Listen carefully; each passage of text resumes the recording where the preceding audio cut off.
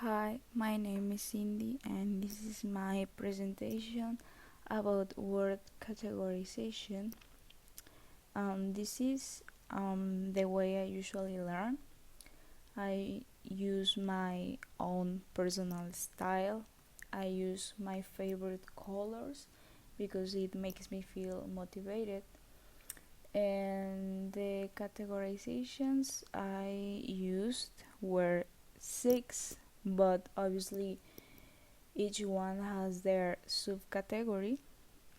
So, for example, first in the circle of nouns, I put images.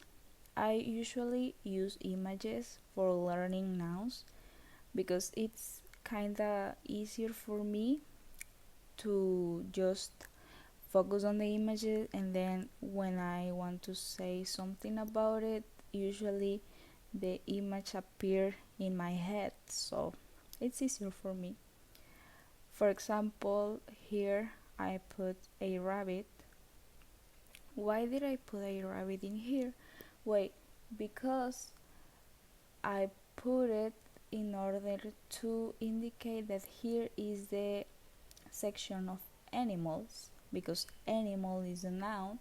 So here I put the rabbit to represent animals. In here, animals have their own subcategories. We have two subcategories, singular and plural. Then the next one is this sign that is usually used for health stuff. So in here I put the words that I think are related with health. Then in here I put a person, because in here I put all the words that I think that are related to people. In here we have more subcategories. The first one I put was relationships. When you have relationships is because you are, for example, in a family, and if you have problems in a relationship, a reconciliation usually exists. Then here I put state, that when you are just alone, you are just a man. But when you are with company with a lot of people, you can say that you are in a crew. So, here I put for the last subcategory profession, which is, president. It can be a president. Then I put a food, but usually when I put this, I thought about parts of the body, but focusing obviously in the food. I put the way of food singular, that obviously is food, and then the plural, that is feet. And usually what we use in our feet, we use an accessory obviously to feel comfortable, and the accessory is the boot. We use boots. Then I put a plant in here, and then I put something related with its growth, that is when the plant starts to having roots. And then the crop of the plant usually are vegetables or fruits. So in the crop I put tomatoes, because we have a lot of tomato plants and stuff. And what can you do with tomatoes? You can cook a delicious soup. Then I have a woman that is kinda angry. It represents the way you can be, the way you can treat people. And here I put rudeness. You can treat people with rudeness, but also you can be cleanliness. You can be careful about your personal stuff, keeping it clean. Then I put space, referring to to, for example, to a house, a park, or a shop, something like that. Space referring a closed place. And here I put full, and then obviously here I don't have any word because this was like a personal word that I put, but it originally wasn't here, but I put it to make it better.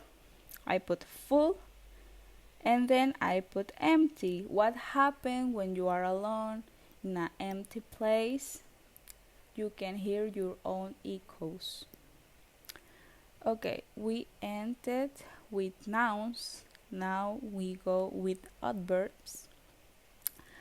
I put 3 subcategories. I put for improvement, when you want to say that something is improving really well. So here I put increasingly, because you can say some things with increasingly to express that it's really getting better. Then ways of good, what you usually use to describe things that you think are kind of perfect, that you like these things. I put flawlessly, I put well. Then I put the last one that says when you don't consider something. When you are not really aware about something, you usually use regardless. And this is the part of the adverbs. Then we go to the adjectives. And here I just put 2 subcategories. The one is having nothing, where I put meaningless, because meaningless is something that doesn't have a meaning, so doesn't have nothing. Then I put this one that is about how you feel. I put restless, because you can feel restless about something. Then I put verbs. I put singular and plural, because I just had 2 verbs. So the first one was move, and the last one stimuli, in plural obviously.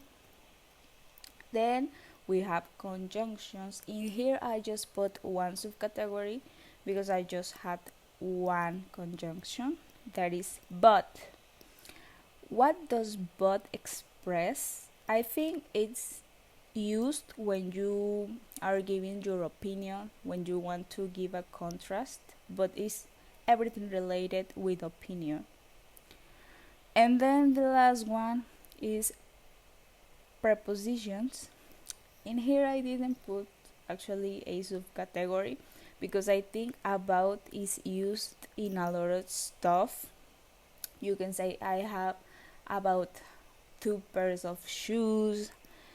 I don't know, you can say I don't think about school or something like that. So I didn't actually put a subcategory for this one because I think that it has a lot of uses. So that's all. Not all the categories has a lot of things. I think the one that had a lot of material was nouns, but it's because it's a little bit harder for me to learn nouns. And yes, I used what I usually feel comfortable with. And that's all. Thank you very much.